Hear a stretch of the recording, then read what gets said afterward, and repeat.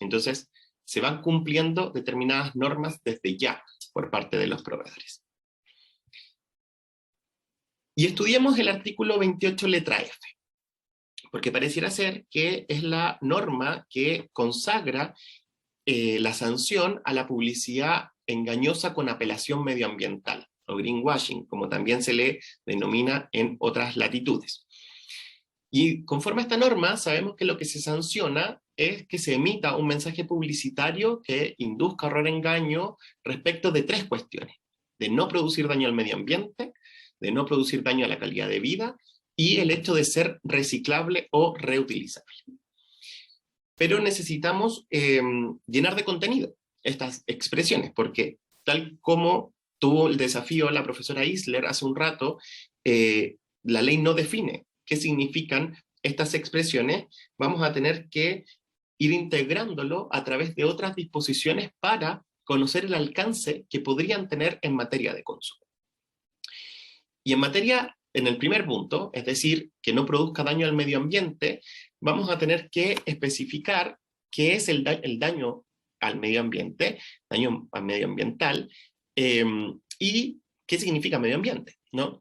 Y hay dos normas, dos literales del artículo 2 de la ley 19.300 que dan algunas definiciones que pueden ser relevantes. Daño ambiental es toda pérdida, disminución, detrimento o menoscabo significativo inferido al medio ambiente o a uno o más de sus componentes. Es decir, bajo esta definición, ¿no?, el daño ambiental podrá ser, por ejemplo, la disminución de la biodiversidad o la contaminación del aire, el suelo y el agua. Y esto es importante en esta materia precisamente por todos los estudios que hoy rondan acerca de la moda, que es probablemente uno de los productos más comprados, ¿no? A través de todo el daño que generan al medio ambiente, las tinturas con las cuales se confeccionan determinadas prendas, o los procesos por los cuales a los procesos a los cuales deben ser sometidos para efectos de generar determinados diseños.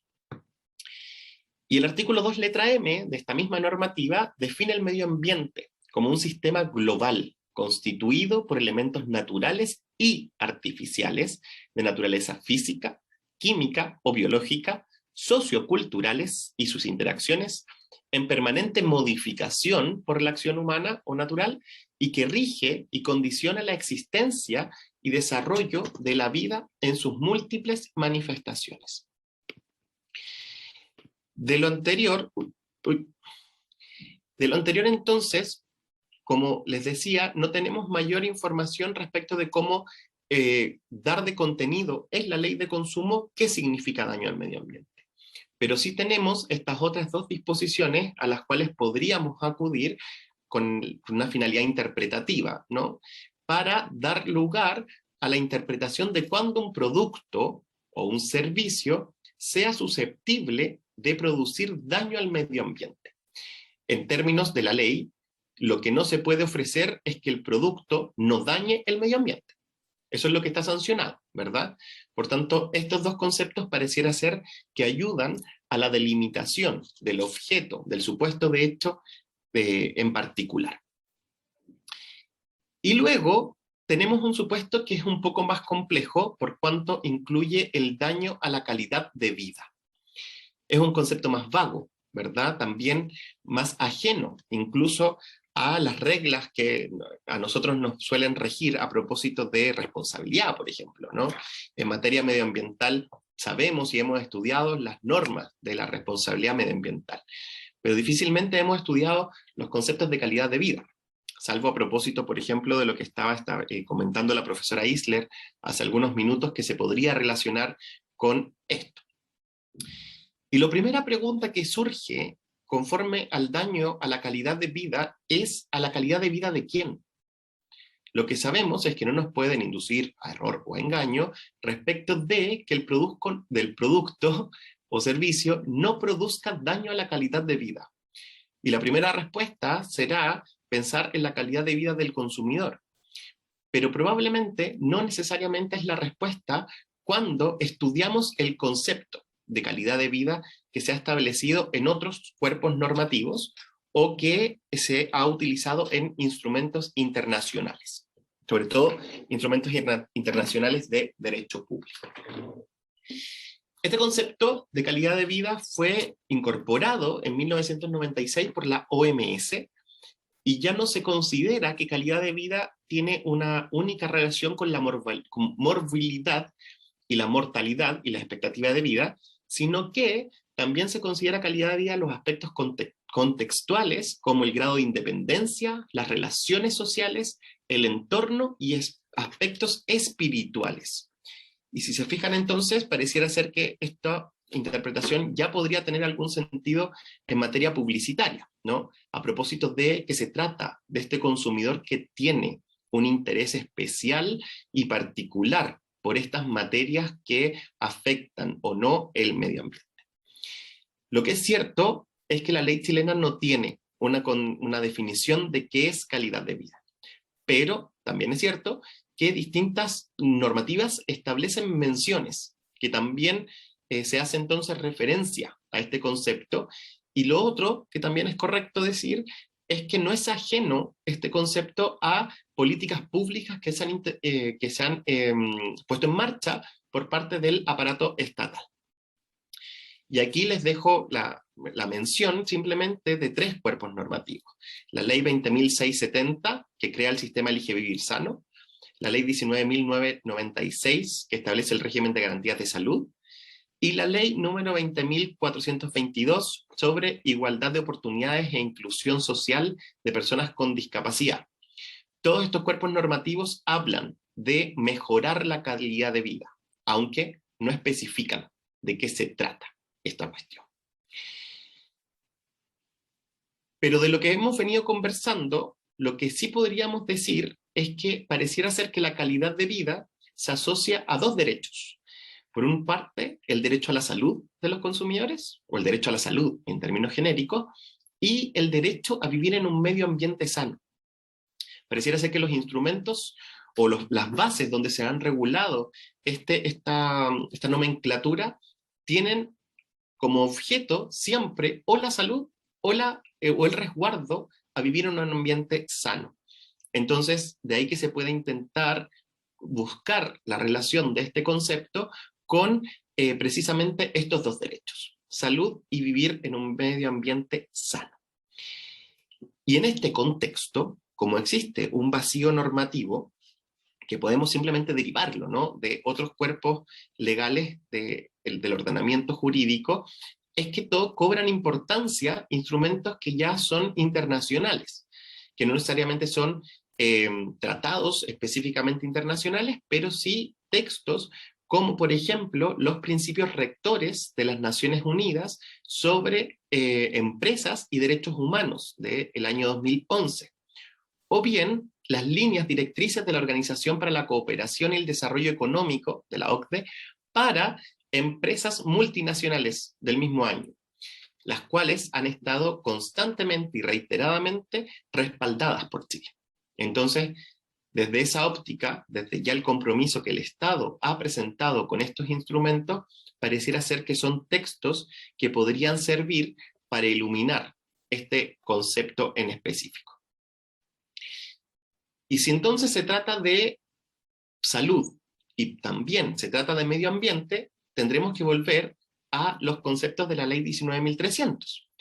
Y ahí se establecen determinadas definiciones como contaminante, como desarrollo sustentable y como medio ambiente libre de contaminación, que podrán entonces también servir para efectos de pensar que este producto o este servicio que está ofreciendo el proveedor en la publicidad, si efectivamente se ofrece que no produce daño al medio ambiente, serán estos algunos parámetros o elementos que podrían servir para interpretar esta situación. Y como les decía al inicio de esta parte, la pregunta es: ¿la calidad de vida de quién?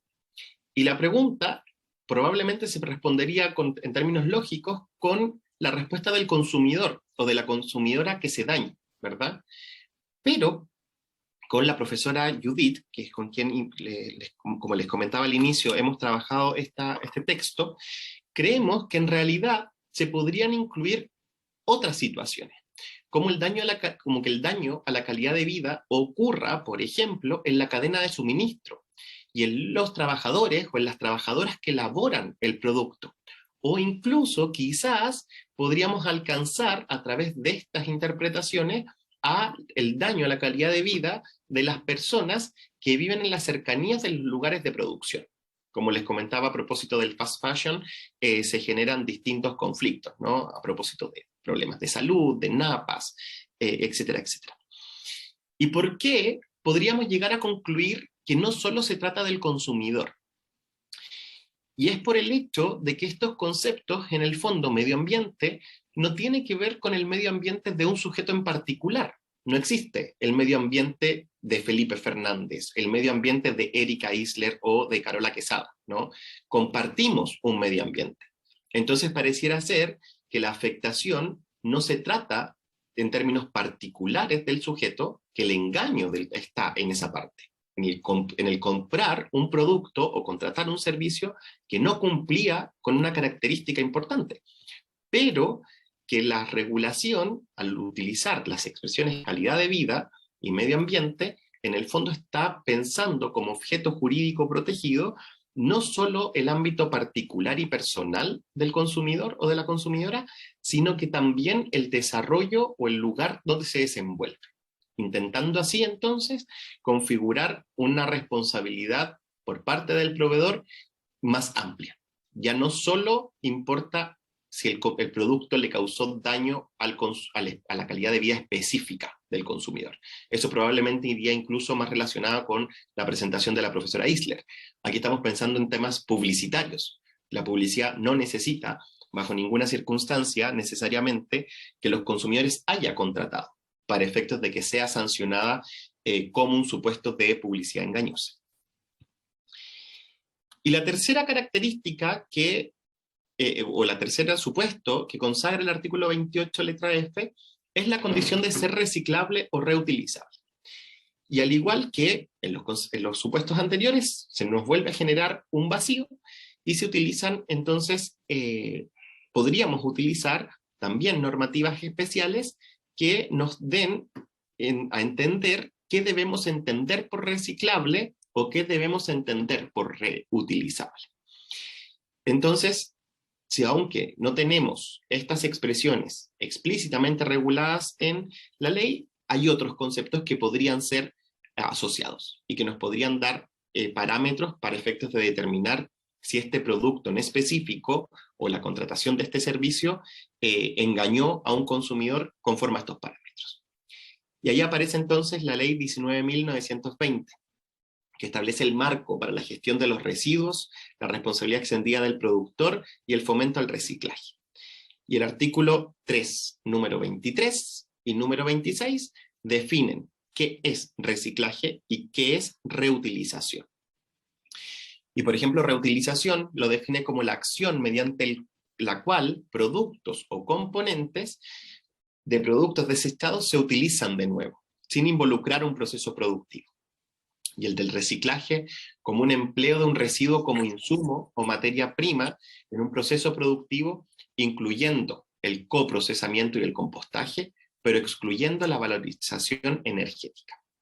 Entonces la invitación es a integrar en el fondo normativas especiales sobre estas cuestiones, dado el vacío que se genera en la ley de consumo y que tenemos que intentar encontrar ya sea en otras leyes especiales que regulen esta cuestión, o bien incluso en instrumentos internacionales, alcanzando también a instrumentos internacionales que puedan tener por protección los derechos humanos. Y ahí vuelve a aparecer esta lógica de no solo el consumidor afectado, sino que de los derechos humanos un poco más en términos amplios. Lo que veníamos conversando entonces es el supuesto de hecho que se podría dar en los casos de publicidad con apelación medioambiental a propósito de la publicidad engañosa, ¿verdad? Un tipo especial de publicidad engañosa. Pero en esta materia, es decir, en la publicidad que tiene esta apelación ambiental, no solo se hacen estas referencias, por ejemplo, a que el producto es reciclable en circunstancias que no lo es, o bien que no produce daño en circunstancias que sí lo hace, sino que también tenemos otra posibilidad, que se las mencionaba al inicio de esta presentación, a propósito de los sellos que han utilizado los proveedores para efectos de certificar en algún sentido que su producto o su servicio cumple con determinados estándares y con determinados parámetros de cumplimiento de normativa, por ejemplo, o de estándares incluso internacionales. Pero en este orden de cosas se genera un conflicto que ya les mencionaba, que ya les trataba de avisorar, y es que los sellos son particularmente complejos de entender para los consumidores, porque la mera existencia de una imagen no necesariamente nos permite entender qué significan. Y esto se acrecenta cuando vemos en qué consisten los sellos, porque hay una multiplicidad de estándares para generarlos, ya sea para generar sellos que sean sustentables, o bien para generar sellos que comprometan, por ejemplo, responsabilidad social empresarial. Y por otra parte, entonces, también hay un problema a propósito de qué significa una cosa o qué significa otra. Y si entonces es el consumidor quien tiene una difícil labor, ¿verdad?, de entender estas expresiones o entender el alcance de estas expresiones, el rol de las instituciones públicas como el CERNAC o incluso asociaciones privadas, ¿no?, como las asociaciones de consumidores, que más allá de la situación que se encuentran en específico, tienen mayores recursos que los consumidores individualmente considerados, podrán tener estos, entonces, una labor de información, una labor de investigación para efectos de saber si los proveedores que informan sellos cumplen o no efectivamente con estos estándares. Pero a su vez, entonces, también esto exige que sean los proveedores quienes deban informar a los consumidores el alcance de este sello, como sucedía, por ejemplo, en el caso de la madera del escritorio que mencionaba hace algún rato. Y para no intentar alargarme, porque creo que estamos en la hora, no sé, Erika, si me confirmas que si me queda muy poco tiempo. Sí, parece que quedan como 5 minutos. Ya, voy rapidillo, no te preocupes. Entonces, los sellos nos generan un conflicto a propósito de lo que ya estábamos mencionando. El primer problema que pueden generar los sellos es el contenido, que no conozcamos qué significa que tenga un sello en particular y que simplemente por la existencia de una imagen que sea verde, que tenga árboles, etcétera, etcétera, creamos por sí mismo que eso tiene un determinado impacto y en circunstancias que no lo tiene. Y si no lo tiene, entonces podremos incluso llevarlo por publicidad engañosa. Aquí ya no, necesariamente al menos, por el artículo 28 letra F, pero sí por la letra C, dado que el sello pareciera ser que podría cumplir con una característica relevante de la contratación en este caso. Otra pregunta que surge es si se puede publicitar un sello o una certificación que en realidad es obligatoria. Ha sucedido, por tiempo no vamos a poder ver la sentencia, pero ha sucedido que un proveedor ofreció tener la estufa más sustentable, más ecológica, por ejemplo, en circunstancias que en realidad su acreditación para ello era haber cumplido con las certificaciones que pedían los organismos gubernamentales para poner a la venta el producto. Simplemente cumplía con el estándar de cumplir las emisiones para que el producto saliera a la venta. Pero eso no significaba, bajo ninguna circunstancia, que esa estufa en concreto tuviera un valor distinto de otra estufa que también tuvo que ser aprobada. Otra pregunta que surge es qué sucede con los sellos que están cuestionados. En términos internacionales, uno encuentra mucha evidencia acerca de distintos cuestionamientos a propósito de los sellos. Y acá volverá a surgir entonces una hipótesis de responsabilidad para efectos del proveedor, ¿verdad? La profesionalidad del proveedor implicará entonces exigirle que los sellos que incorpore dentro de su publicidad cumplan efectivamente con los estándares que se pretenden. Y ya para ir finalizando, este es aquí está. para ir finalizando, la pregunta es ¿a qué nos arriesgamos cuando el proveedor, o a qué se arriesga, ¿verdad? El proveedor cuando infringe la normativa en estas materias. Y es la responsabilidad de siempre. La primera, la multa beneficio fiscal. Pero aquí, ojo con esto, las multas, el estándar, el parámetro, aumenta. Ya no es la regla general de hasta las 300 UTM, que es por regla general, porque en publicidad engañosa el estándar ya es más alto, en genérico, hasta 1500. Pero si el supuesto tiene relación con el medio ambiente, llega hasta las 2250 UTM. Entonces hay una preponderancia o importancia del legislador con estas materias. Por otra parte, la suspensión de la emisión publicitaria, la publicidad correctiva. Otras sanciones en realidad serían sanciones más sociales, a propósito de la agrupación o desacreditación que pueda generar los mismos consumidores agrupados a través de informar las conductas de los proveedores. Y ese fallo se los voy a dejar, y entonces por virtud del tiempo simplemente vamos a dejarlo hasta aquí. Si hay alguna pregunta, por favor, podrán activar su micrófono y hacerla, o escribirla por el chat, quedo a su disposición. Igualmente les voy a mandar con Carola mi correo electrónico para que se puedan comunicar conmigo si así lo estiman pertinente. No, creo que no hay preguntas, Carola o Erika. Muchas gracias por la invitación, Sí. un gusto. Espero haber sido de utilidad con la presentación.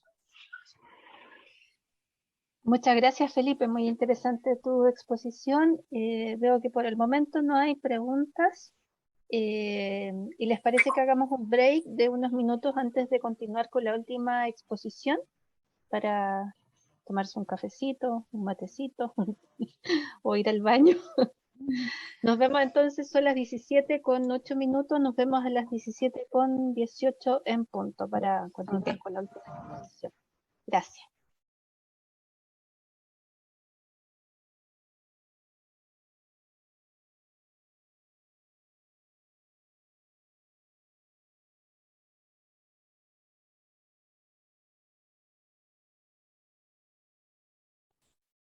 Ahí sí, parto grabando de nuevo.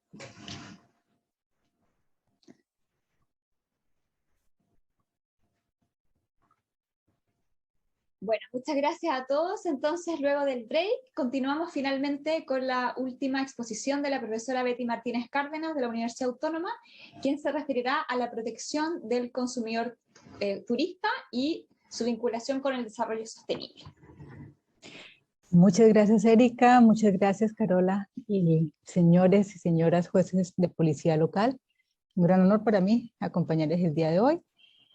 Así como lo hicieron mis predecesores, comentarles también que este tema de la protección del turista ha sido importante para mí, sobre todo desde el punto de vista de la responsabilidad precontractual que le puede caber a un promotor de turismo, a un proveedor de servicios turísticos.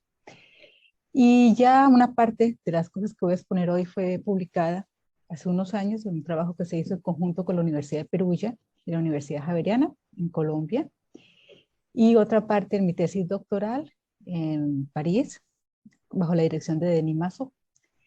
Y ahora vamos a hacer todo esto en conjunto con la legislación chilena, que es extremadamente interesante.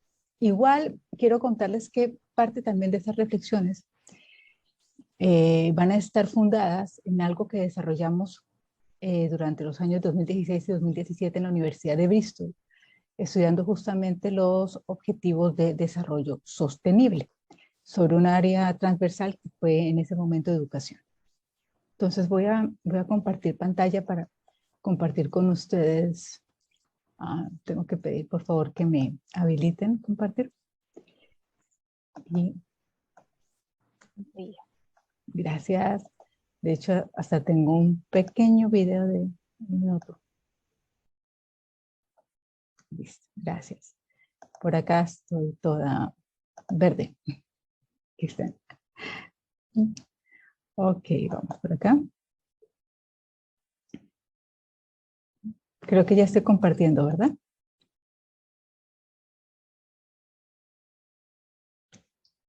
Bien. La agenda que propongo para hoy, obviamente una breve introducción, y vamos a ver qué es lo que se ha dicho y lo que no se ha dicho sobre el turismo sustentable, y en particular en lo que toca al mercado chileno. Y dos, por qué los jueces de policía local son realmente protagonistas en el logro de la eficiencia de esta política. Ya vamos a ver eso. Pues como introducción quiero proponerles me fui para otra parte, lo siento. Un pequeño video para recordar, omitir comprobación, para recordar qué son estos objetivos de desarrollo sostenible. Ya ustedes creo que tuvieron una pequeña introducción la semana pasada con Ana Isabel.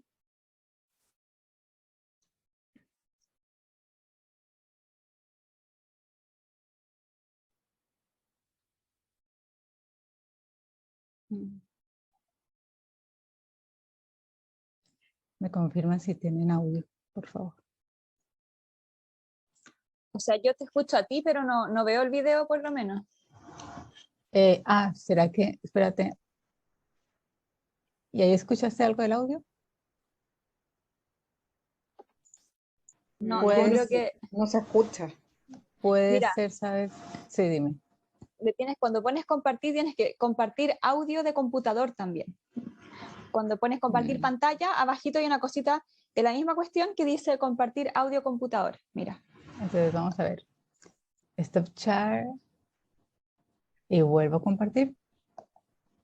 Y dice, claro, compartir sonido, perfecto. Eso. Muy bien, exacto. Y voy a compartir toda la pantalla para que entonces, si ustedes van a ver el video, no vaya a haber problema. Okay. Ahí ya se deben estarlo viendo, ¿verdad? Ahí sí. Ahora ponle play. Perfecto. Vamos. Y gracias a un esfuerzo internacional inédito, el más grande del que se tenga registro en la historia de la humanidad, 193 países acordaron una agenda global para el desarrollo sostenible con una misión: transformar el mundo de acá a 2030. 836 millones de personas aún viven en la pobreza extrema. El 74% de los pobres se ven directamente afectados por la degradación de la tierra. Alrededor de 795 millones de personas no disponen de alimentos. ¿Por qué transformarlo?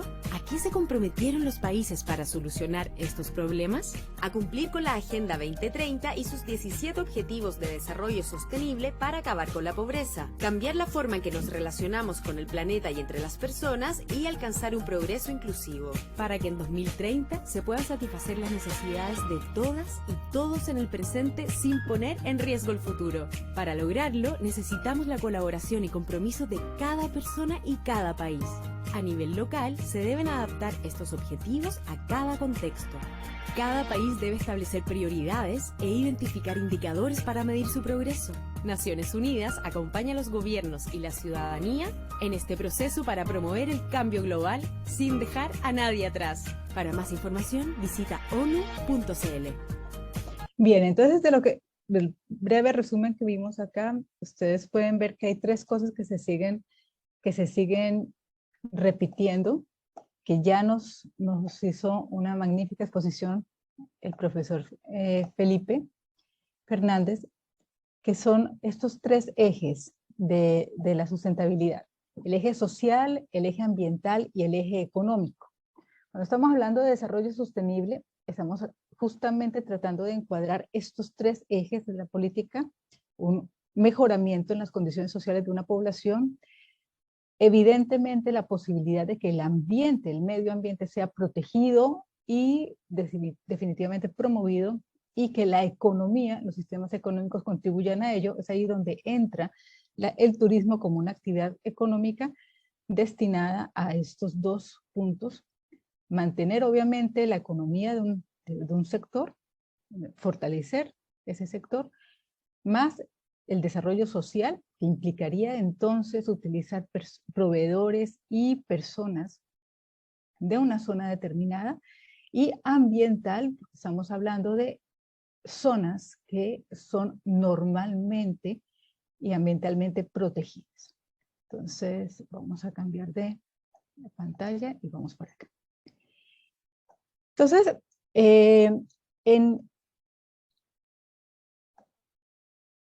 el turismo sustentable está a cargo de la Organización Mundial del Turismo, la OMT, y ella lo define como, partiendo de estos 3 ejes que les acabo de explicar, aquel que tiene plenamente en cuenta las repercusiones actuales y futuras económicas, sociales y medioambientales para satisfacer las necesidades de los visitantes, de la industria, del entorno y de las comunidades anfitrionas, entiéndase por ellas también las comunidades indígenas y las comunidades afro, ¿de acuerdo? O incluso las rom. En Colombia hay unas comunidades las que denominamos también rom. Esas son evidentemente las minorías, pero que desde mucho tiempo tienen un contexto, un arraigo especial con un territorio, y que justamente por ese arraigo siempre ha sido difícil poder acceder a ese territorio. Si encontramos la posibilidad de que turísticamente ese territorio sea atractivo, se podría explotar siempre y cuando se mantenga este equilibrio. Bien, Chile ha sido uno de los países más importantes en el desarrollo de las políticas de turismo sostenible, y no lo ha venido haciendo desde hace poco. De hecho, la ley de turismo ya es del año 2010, y desde antes ya había una conciencia de que el país tenía un potencial importantísimo, desde sus parques naturales y sus espectaculares recursos naturales. Si vemos algunas pequeñas cifras, en los últimos años, el 53% de los consumidores declaran estar más preocupados por la sustentabilidad, el 83% quiere vivir al menos alguna vez una estancia en un alojamiento ecológico. El 60% está de acuerdo en que quiere reservar aerolíneas que tengan un compromiso de neutralidad en carbono.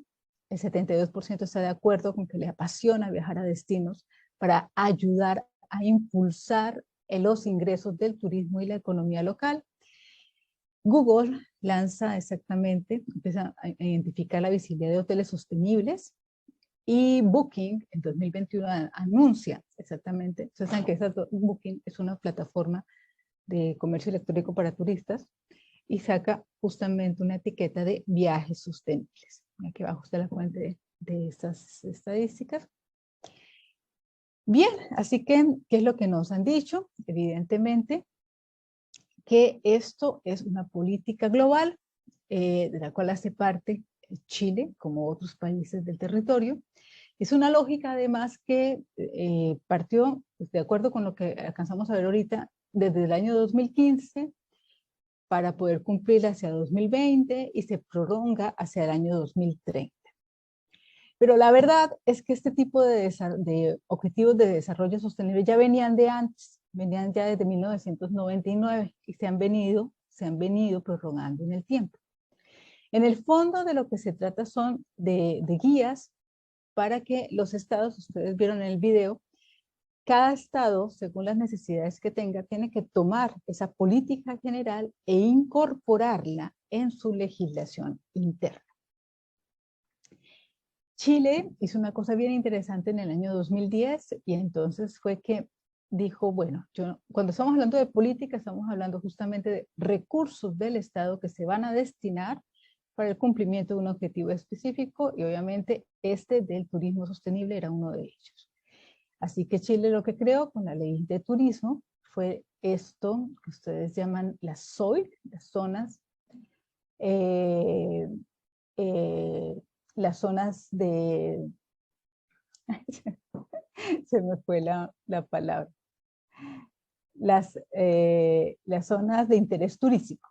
Estas zonas son territorios comunales, intercomunales o determinadas áreas dentro de estos que tienen condiciones especiales para la atracción turística y que requieren medidas de conservación y una planificación integrada para promover las inversiones del sector privado. En el fondo ellas van a gestionar, estas zonas van a gestionar una serie de recursos importantes que van a ser puestas a disposición de aquellos que quieran desarrollar la industria del turismo. Es extremadamente importante porque es donde empieza el sistema a funcionar. Hay varias zonas. Yo por acá les dejo el enlace de las zonas que ustedes, perdón que se me fue para atrás. Les dejo el enlace para que ustedes puedan ver. Creo que me fui. Perdón, por acá. Vuelvo a la presentación. Les dejo el enlace para que ustedes puedan ver las zonas. Y muy importante, pues yo creo que ustedes ya lo saben, las zonas no son ni regionales ni son comunales, pueden ser intercomunales, incluso pueden estar dentro de distintas regiones, porque lo que importa, algunas de ellas están integradas por parques naturales, otras no lo están, pero lo que importa es la manera como se van a gestionar los recursos destinados para esa zona para promover el turismo y sobre todo el turismo sustentable.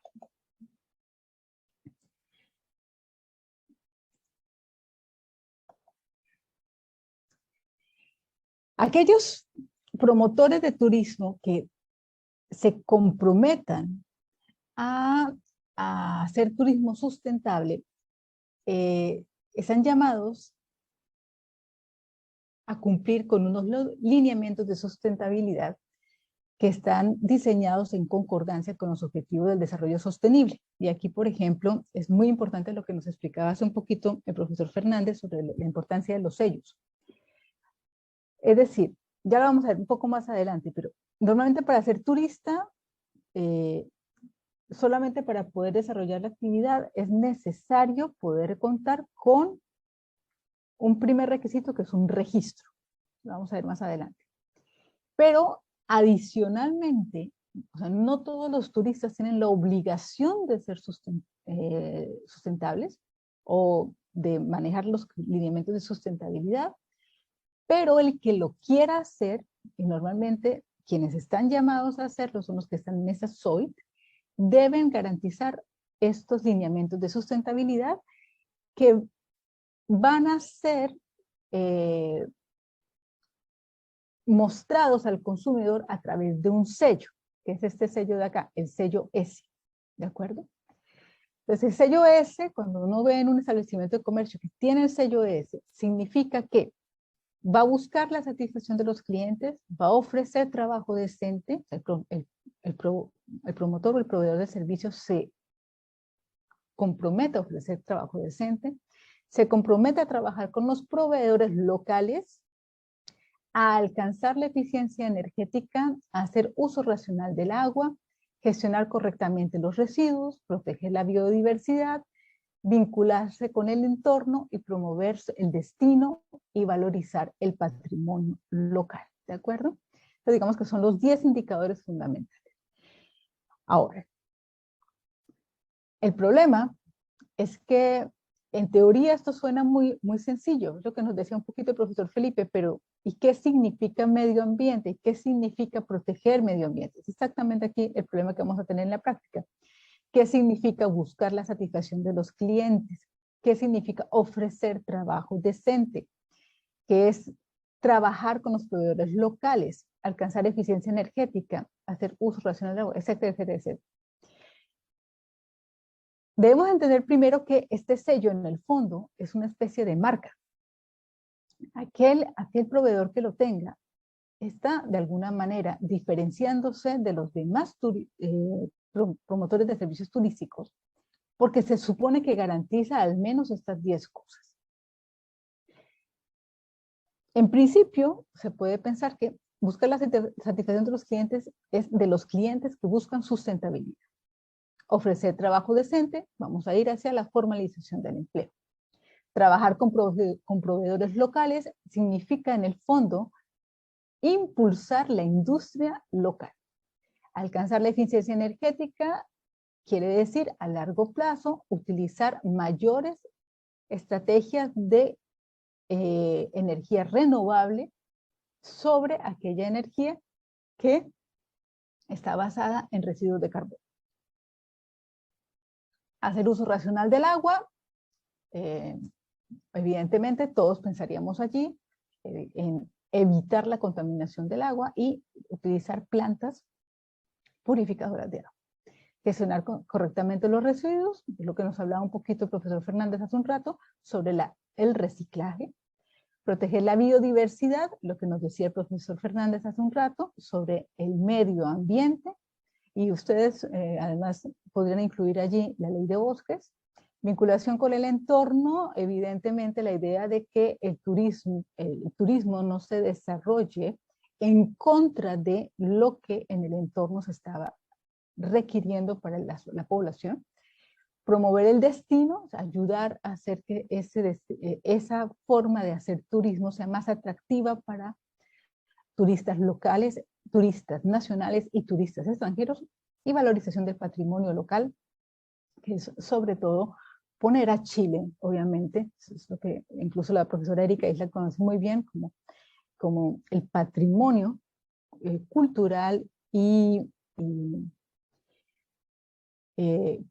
cultural, histórico e incluso económico de una zona en particular. Problema, lo que no nos han dicho es lo que pasa en la práctica. Aquí me permito entonces hacer un pequeño análisis sobre lo que ocurre con esas dos lógicas, porque es que lo que pasa es que desde el punto de vista de los objetivos de desarrollo sostenible tenemos una lógica de política y de justicia distributiva en relación a unos recursos públicos. Pero a nivel práctico, lo que tenemos son normas y evidentemente potestades sancionatorias o indemnizatorias con el fin de organizar, obviamente, o reorientar el comportamiento, y en este caso los proveedores turísticos, hacia lo que se supone que debe ser el objetivo. Y cuando mezclamos esas dos lógicas, ya las cuestiones empiezan a ser un poco más complejas. A ver, primer lineamiento, buscar la satisfacción de los clientes. Pues resulta, señores, que en la práctica, señoras y señores, en la práctica, no todos los consumidores son sustentables. De hecho, lo que pasa es que a muchos consumidores lo que les gusta son los precios baratos. Y lo que les gusta además, en medio de todo, es, como decía la profesora Erika Isler en relación con los vendedores ambulantes, es poder no ser responsables. Ha sido realmente una constante entre nosotros como profesores tratar de mostrar la importancia a los consumidores de ser ellos mismos responsables. Los consumidores no necesariamente son sustentables. Pero tenemos aquí un caso bien interesante, que es el de la laguna Avendaño. Esta laguna, como toda la laguna, obviamente era frecuentada por embarcaciones de motor y que utilizaban gasolina. En un momento hubo una ordenanza del municipio con el objetivo de restringir el uso de ese tipo de embarcaciones en la laguna, y obviamente las personas que hacían uso de estas embarcaciones, y sobre todo los que se beneficiaban de estas embarcaciones, solicitaron la nulidad de esta ordenanza, pues obviamente por supuestamente vulnerar derechos fundamentales. En el fondo, en el caso, no se pudo acreditar que la alcaldía hubiera tenido criterios objetivos para determinar la necesidad de la restricción de la circulación de este tipo de embarcaciones. Estamos hablando entonces de que va a primar allí el interés particular sobre el interés público, y definitivamente anuló, dejó sin efectos esta ordenanza de la alcaldía. Sin embargo, la alcaldía sí había, no voy a irme de aquí porque si no me complico, sí había iniciado un proceso para que desde el punto de vista del medio ambiente se pudiera declarar a esta laguna como un humedal. Y creo que el día de hoy ya es un humedal. Entonces, ese caso lo voy a guardar porque lo vamos a usar en varios de estos criterios, Pero ahí nos da un gran impacto. O sea, ¿qué nos lleva a pensar esto? Miren bien esto. Mientras que cuando hablamos de alimentos, protección alimentaria, mientras hablamos de publicidad, tenemos claro que estamos en la relación consumidor-proveedor. Cuando hablamos de turismo sustentable, las cosas pueden ser un poco más complejas. Desde luego, hay una primera relación que es consumidor-proveedor de servicio turístico. Pero, primero, no necesariamente todo consumidor va a ser perjudicado por no cumplir con unos estándares de sustentabilidad. Es un primer punto. Entre otras cosas porque son voluntarios, que lo vamos a ver más adelante. Pero dos, también quienes pueden ser perjudicados por la política de sustentabilidad, por no hacer, también quienes pueden ser perjudicados por esta política son los mismos proveedores turísticos. Entonces ya no es tan clara una sola relación, sino que puede haber muchas relaciones. Lo otro que es interesante en este caso de turismo sustentable es que quien es el agente del daño, que puede haber muchos daños, porque ya lo ven como son tres ejes, el social, el económico y el del medio ambiente.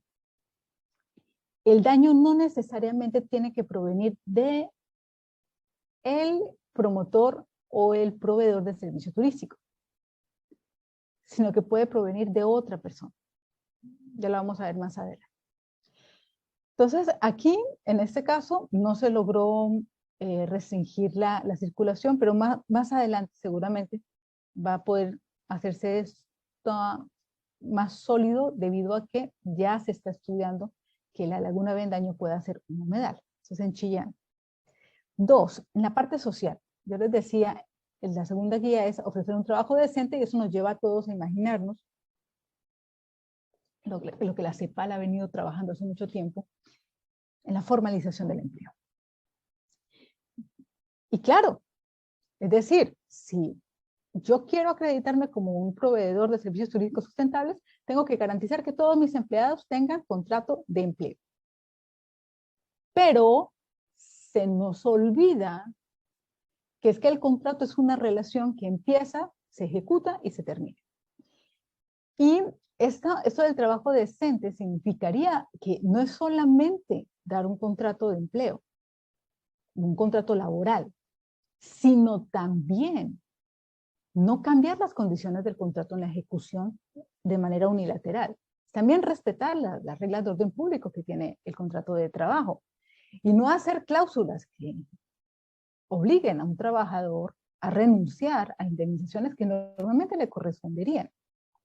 Entonces, realmente no es solamente ofrecer trabajo decente, sino es mantener una situación de conformidad a la legalidad, al orden público y a la buena fe durante toda la ejecución del contrato y la terminación del contrato. Porque estamos hablando realmente de que estos empleos van a ser los promotores del bienestar social de una región. Para allá, para dónde va la política. Entonces, no es solamente cumplir para obtener el sello, ¿me hago entender? No es solamente como dicen ustedes, un sticker, para decir, bueno, ya cumplí con este ítem, deme mi sello. Y para eso me le muestro todos mis contratos de trabajo. No, es mucho más ese compromiso. Y aquí justamente tenemos un caso, que voy a dejarlo también para ustedes, de una sentencia en que hubo un despido injustificado del trabajador porque, ¿en dónde? En un centro de servicios compartidos de reserva Cerro Paine Limitada. Porque evidentemente le hicieron firmar unas cláusulas que le hacían renunciar a derechos laborales que normalmente la persona tendría derecho por su contrato de trabajo.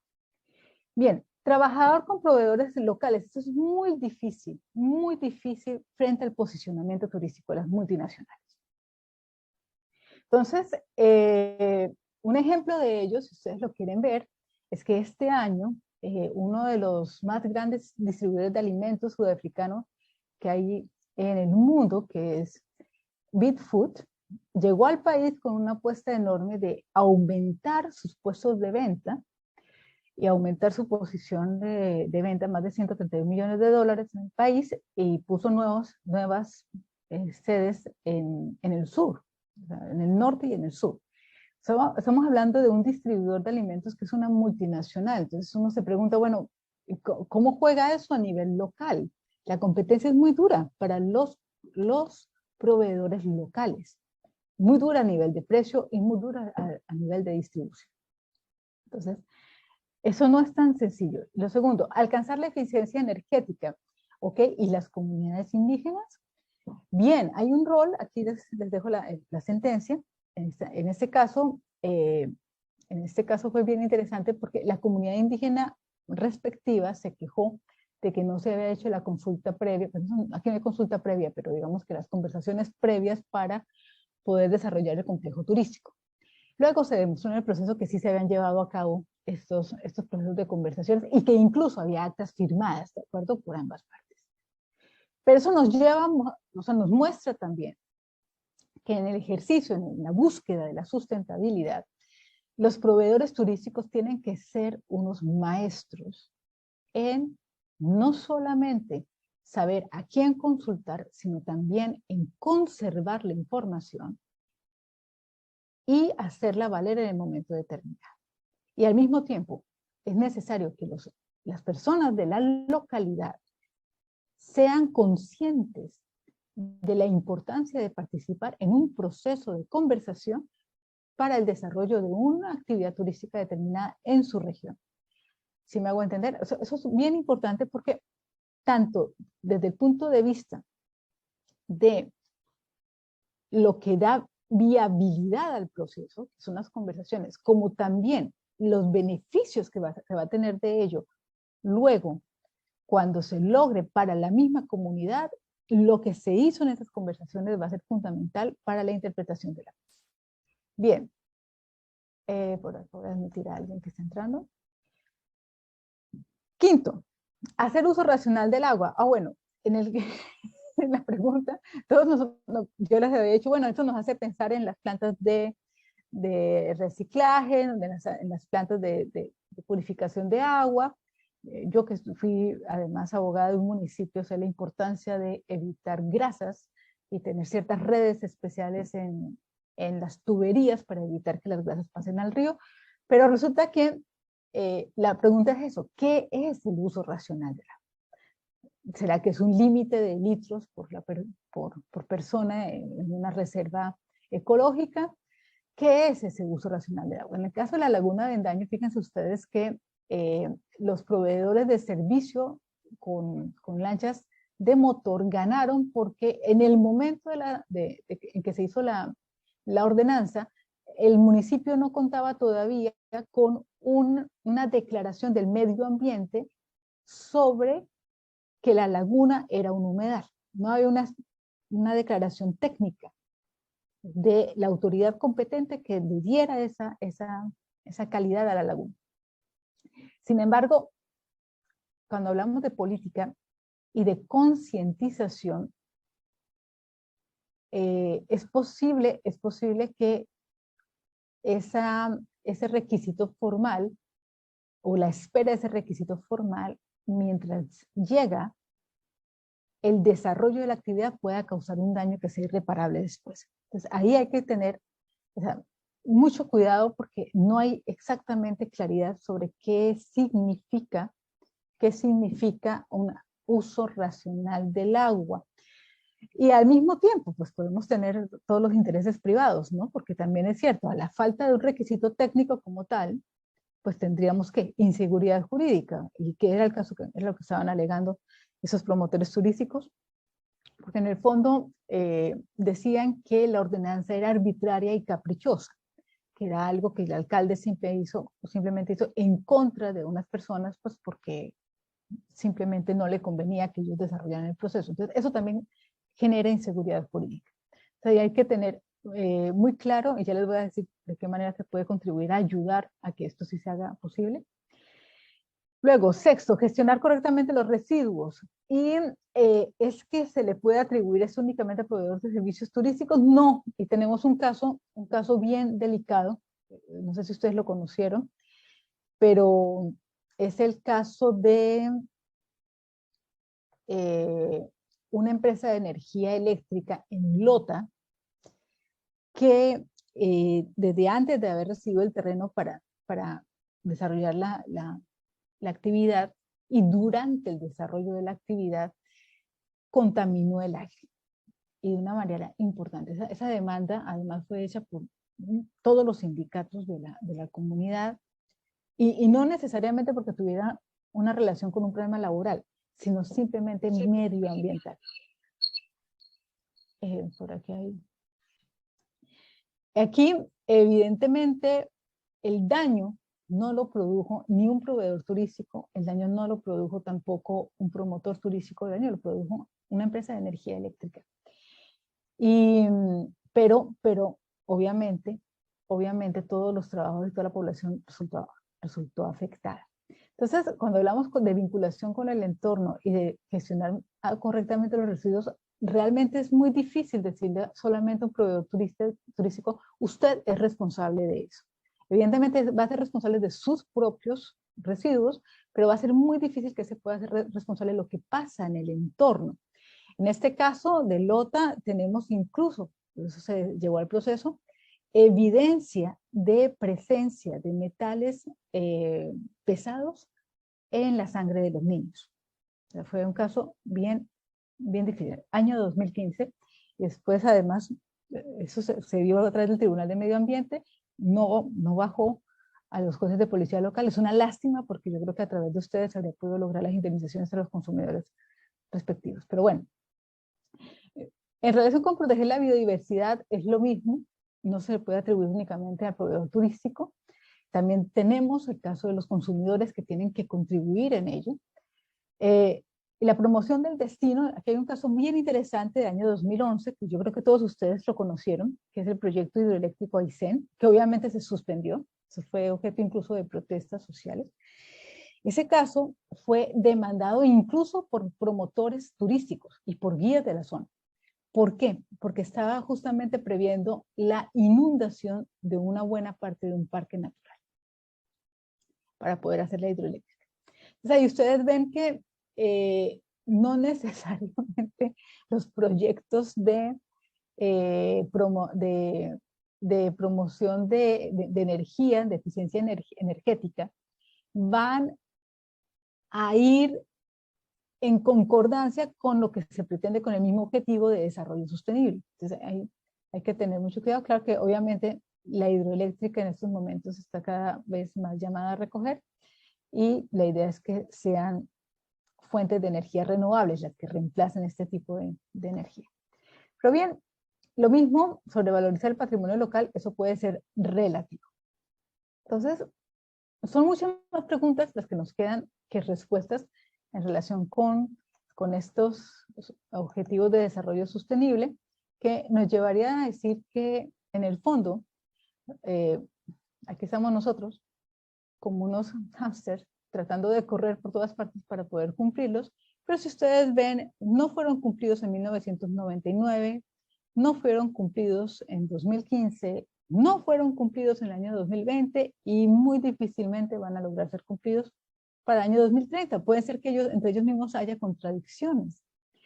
Entonces, ¿qué podemos hacer? Porque de todas maneras, no hay que negarlo, estos objetivos tienen una intención muy importante y realmente han contribuido a que nos concienticemos sobre cosas que antes nosotros no veíamos. Pues ustedes, mis señores jueces, ustedes son una de las respuestas más importantes. ¿Por qué? Porque ustedes están en el municipio, ustedes están en el corazón de quienes tienen que aplicar esto. Obviamente, más partes van a ir de competencia de los tribunales de medio ambiente, otros irán a competencia de los jueces penales. Pero entre lo que tiene que ver con turismo, el artículo 51 de la ley 20.423 les dio a ustedes la prerrogativa de proteger a los consumidores. ¿De acuerdo? Y además de esto, además de esto, les permite a ustedes colocar unas multas, incluso se pone el estándar de multas. Ahí tal vez puedas ver lo que nos decía el profesor Fernández y la profesora Erika Isler, varias sanciones por un mismo hecho, que ya la profesora Erika Isler hizo una magnífica síntesis sobre todas las posiciones que ha habido sobre el non bis en idem, y el profesor Fernández sobre la posibilidad de que pudiera haber multas también en publicidad, que pudieran incluso ser más interesantes que estas. Pero de todas maneras, ustedes tienen una facultad fantasmatura bien interesante, y lo que hay que ver es qué pasa cuando uno de esos problemas llega a ustedes y qué criterios pueden tener ustedes para poder sancionar o para poder indemnizar en caso de que sea una demanda, ¿no? Que sea un consumidor, por ejemplo, uno de los padres de estos niños que resultaron con metales pesados, ¿no? Evidentemente, el caso que nos proponía la profesora Erika, alguien que come en un restaurante y que resulta enfermo, no solamente puede haber una acción por alimentos defectuosos, sino también por turismo, ¿no? Porque los restaurantes están incluidos dentro de la sección de turistas. Bien, hace 2 años fue expedido el decreto 19, del 12 de abril de 2019, del Ministerio de Economía y Fomento, y me olvidé aquí poner, y Turismo, Ministerio de Economía y Fomento y Turismo, que justamente fue creado con esta idea. ¿Qué es lo que hay que hacer? Hay que tratar de determinar la regla de conducta que funde una eventual sanción. Decir turismo sustentable como tal no es una regla de conducta, no, es una política, es una política. Entonces, ustedes incluso pueden haber conocido muchas cosas que van contra el turismo sustentable, no necesariamente bajo esa etiqueta. Como les digo, puede ser por alimentos, lo pudieron ver por publicidad engañosa, pueden ver por distintas partes. Lo que vamos a estudiar acá es lo que nos dice ese decreto sobre cómo se regula el turismo en un caso en particular. Yo para eso voy a basarme en 2 cosas. Para la determinación de la regla de conducta que funda una eventual sanción, ustedes tienen sanciones que pueden venir desde el punto de vista precontractual hasta el punto de vista contractual. Y la profesora Erika Isler tiene mucha razón cuando nos dice no es necesario firmar un contrato, no es necesario celebrar un contrato para que haya una responsabilidad para un proveedor de servicios, en este caso turísticos, frente a un eventual consumidor. Puede ser también en la etapa precontractual. Para eso, el artículo 1437 del Código Civil nos trae una fórmula maravillosa. Tal vez algunos de ustedes la conozcan ya. Yo ya tuve posibilidad de promoverla a través de mi manual de obligaciones. Y tiene que ver con las fuentes de la obligación. Este artículo 1437, ya muy viejo, ¿no?, entre nosotros, hace eco de una regla que es aún mucho más vieja, de una que viene del reglamento de Alcalá de Henares de 1346, según la cual, de cualquier manera en que la persona se quiera obligar, queda obligada. Entonces, cuando ustedes ven la primera parte, tal vez yo lo tengo aquí abierto para que ustedes lo puedan ver conmigo. Cuando ustedes ven la primera parte de este artículo,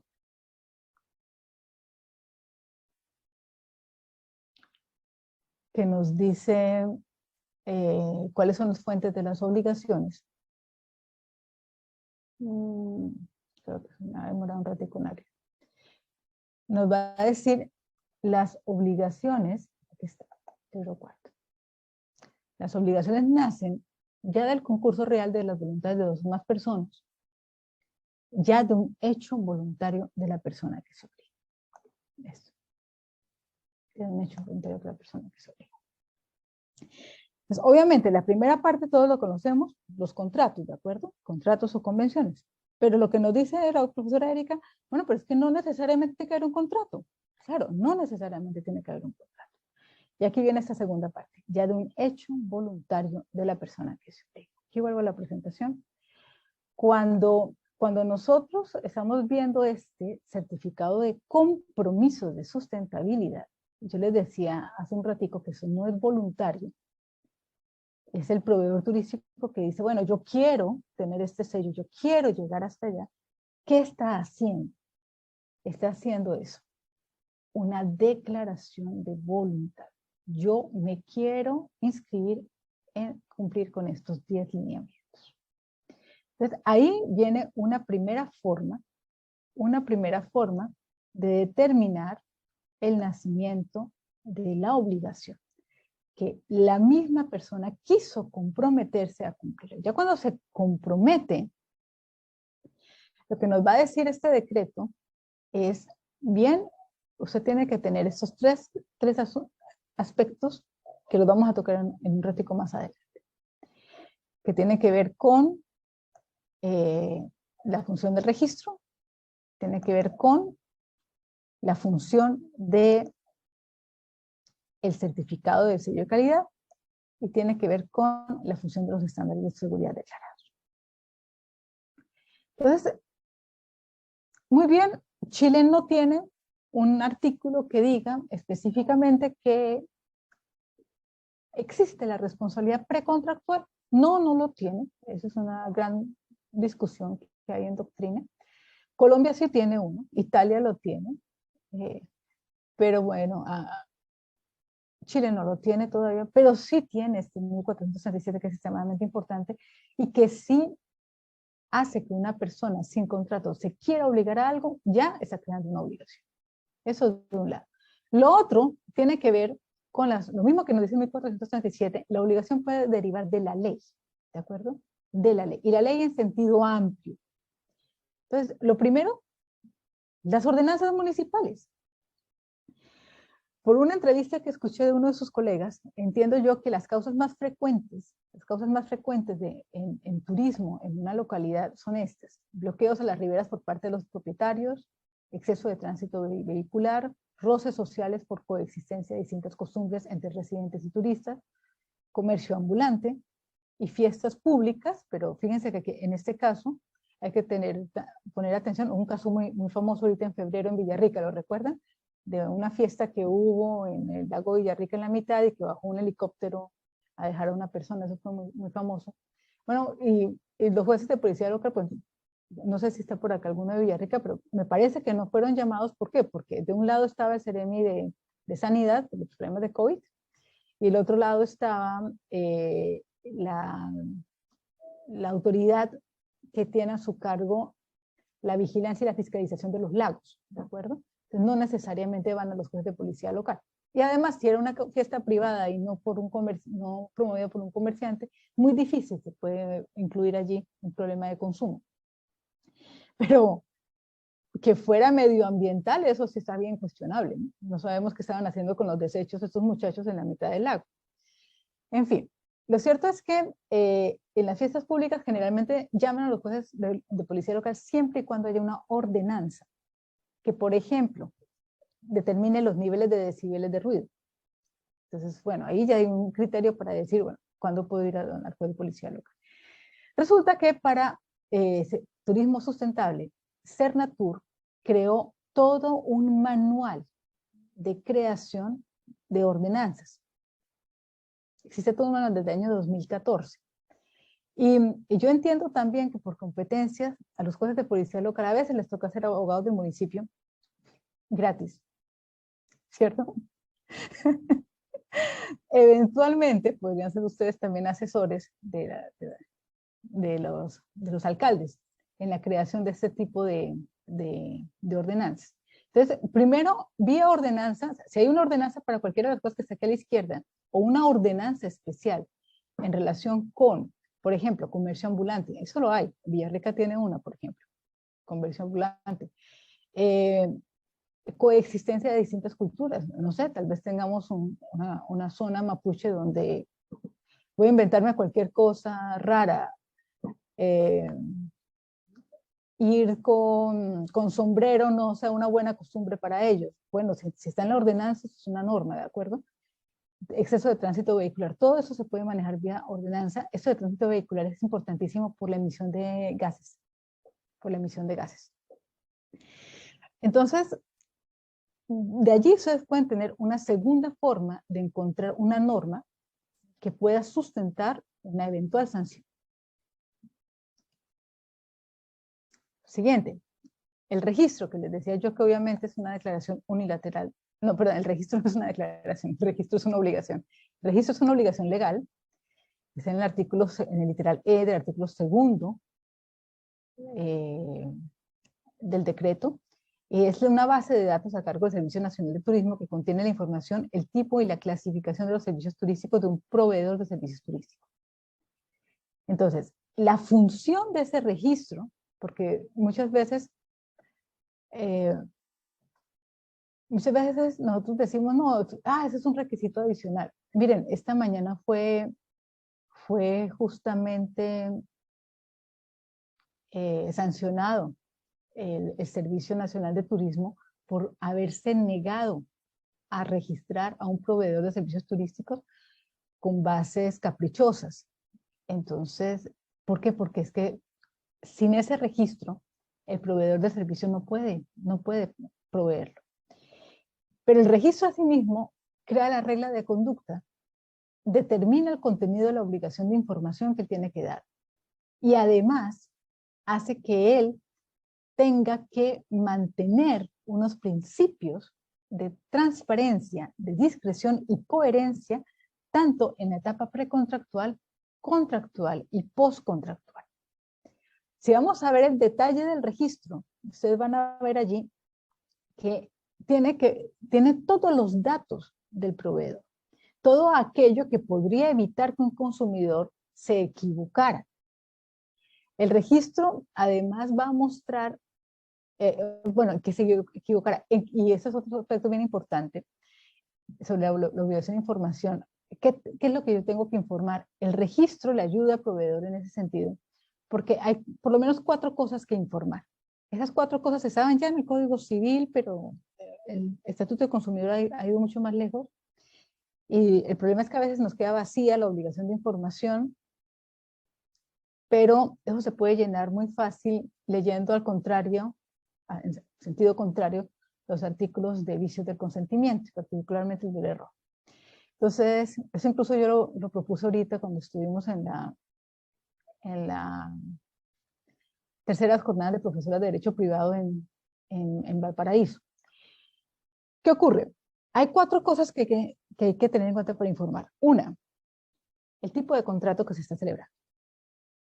2, el objeto del contrato. 3, la causa del contrato. Y 4, la persona con quien se contrata. Si vamos a ver el decreto y lo que dice que tiene que contener el registro, vamos a encontrar esas 4 cosas. Vamos a encontrar que el proveedor tiene que estar perfectamente identificado. Vamos a encontrar que tiene que decir cuál es su categoría, es decir, fíjense bien, qué tipo y clasificación de servicio está ofreciendo. Tiene que decir exactamente, que tiene que ver, eso tiene que ver con el objeto, con la causa, qué es lo que lo lleva a hacer eso, que es la contraprestación, tiene que informar exactamente cuál es el costo de su servicio y al mismo tiempo tiene que decir quién es él, ¿de acuerdo? Y tiene que darle al Servicio Nacional de Turismo toda la información que acredite que el que presta servicio es él. Su RUT, sus bases tributarias, sus cuentas bancarias, etcétera, etcétera. Una identificación de la persona. Y eso va a ser incluso mucho más importante ahora que todo eso se promueve vía internet. En relación con la coherencia y la discreción, esos son aspectos bien importantes porque en el fondo el registro implica también que por ser turismo, el proveedor de los servicios turísticos se compromete también a tener una discreción en relación con los datos que va a recibir de sus consumidores y coherencia en el sentido, eso tiene mucho que ver con el problema de la reserva, que ha sido discutido. El profesor Juan Ignacio Contardo tiene un libro sobre eso y las agencias de turismo si es un precontrato o si no lo es, yo diría simplemente que es un deber precontractual, es que si alguien ha hecho la reserva de un servicio, evidentemente se entienda que podrá acceder al servicio. Hay que ser coherente, ¿no? Si yo ofrezco la posibilidad de reservar, tengo que cumplir de alguna manera con esa expectativa que cree en que el contrato se iba a concretar. Es la coherencia. Y si no, pues tengo que indemnizar. Y eso en otros países lo entienden divinamente bien. Y ahí es donde llegan ustedes, si acaso hay que indemnizar. Bien, la función del certificado, de la certificación de sello de calidad. Yo les decía, esto es voluntario, ¿de acuerdo? El registro es obligatorio. El certificado es voluntario. No todos los proveedores turísticos están obligados a eso. Pero el que lo haga, automáticamente está diciendo que tiene una denominación genérica en unos servicios turísticos específicos. Tiene una clasificación y al mismo tiempo tiene una calificación. Todos estos criterios de los objetivos de desarrollo sustentable, sostenible, tienen que ver con criterios de calidad. Entonces, este sello definitivamente está mostrando una cualificación de un servicio, un cumplimiento de unos requisitos de una norma técnica.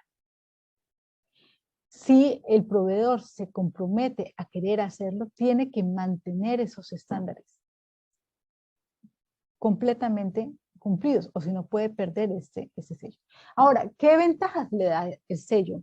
No solamente unas ventajas especiales en relación con la política, porque puede adquirir, puede participar en proyectos, puede participar en convocatorias de fondos para fondos del Estado, puede además beneficiarse de las capacitaciones que da el Servicio Nacional de Turismo para proveedores turísticos, sino que lo más importante para un comerciante, puede cobrar más caro, puede mejorar el precio de su servicio. Entonces es realmente una marca, o sea, no es tan simplemente marginal. Él va a obtener una contraprestación específica por ello. Entonces, este sello es extremadamente importante. Y lo tercero que trae el decreto son unos estándares de seguridad. ¿Qué son los estándares de seguridad? Son requisitos establecidos por la autoridad relativos al equipo humano y material y a las técnicas usadas para dar seguridad a la ejecución de las actividades del turismo aventura destinados a disminuir el riesgo de las mismas. Betty, disculpa, te quedan 5 Dime. minutos. Ay, gracias. El horario. Gracias, no te preocupes. Entonces, ¿eso qué quiere decir? Eso quiere decir que cuando un proveedor turístico se inscribe en este sello, definitivamente tiene que tener unos planes de manejo. Planes de manejo ambiental, planes de manejo de riesgos sociales y planes de manejo de estándares de seguridad. Esto es extremadamente importante. Ustedes saben que la mayoría de los destinos de aventura están justamente en las zonas de interés turístico y en los parques nacionales. Entonces, estos tienen que hacer parte de las cosas que tiene que garantizar el proveedor. Entonces, teniendo en cuenta, yo creo que aquí ya termino, teniendo en cuenta estas importantes reflexiones sobre cómo fundar la obligación y cómo nos orienta la legislación, ese decreto 19 es muy importante en ello. Si quieren lo podemos ver un momento, es un poco largo, pero creo que con lo que les di acá, ustedes pueden tener una guía de esos 3 criterios que hay que tener en cuenta. Van a ver que la función del sello de sustentabilidad puede cumplirse, y ustedes son unos protagonistas en ese cumplimiento, en la medida en que se puede identificar una obligación específica que tiene que cumplir tanto el proveedor y que realmente se le puede exigir al proveedor. Yo al proveedor no le puedo exigir que me responda por los daños de una electrificadora, pero sí le puedo decir, respóndame por lo que usted puso en su registro. Respóndame por lo que usted dijo que se comprometía cuando muestre este sello. Responda por los planes de seguridad que usted tiene que tener para atender a sus clientes. Entonces, ¿Qué nos falta? Pues obviamente mucha más capacitación, seguir hablando con los consumidores, pero yo definitivamente me siento muy honrada y muy feliz de saber que ustedes como jueces de policía local están muy pendientes de estos casos y que están cada día participando más en la concreción de esta política. Muchas gracias y dejo mi contacto para, si acaso me quieren hacer una pregunta o una consulta adicional, con mucho gusto estoy disponible. Gracias, gracias, Erika.